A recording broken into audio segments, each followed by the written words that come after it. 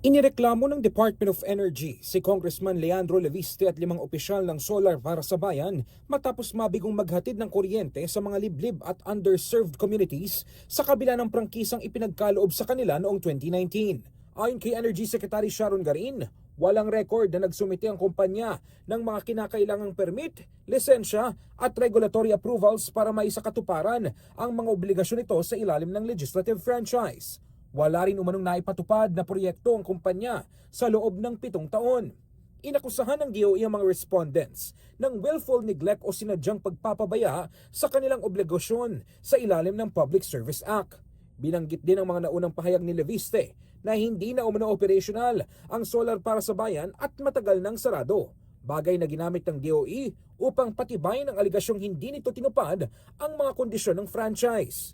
Sinabi rin ng ahensya, habang hindi natutupad ang obligasyon ng Solar para sa Bayan, patuloy namang gumagana ang iba pang kumpanyang konektado rito. Kabilang ang Solar Philippines Power Project Holdings na may mga hiwalay na renewable energy projects.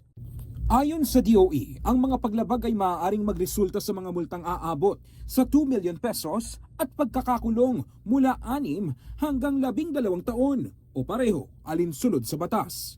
Samantala, sa panig naman ng Department of Justice kung saan sila nagsampa ng reklamo, sinabi ni spokesperson Attorney Polo Martinez na hindi pa formal na naidadakit ang reklamo at kasalukuyan pa itong sinusuri upang matukoy kung meron bang sapat na basihan para sa preliminary investigation.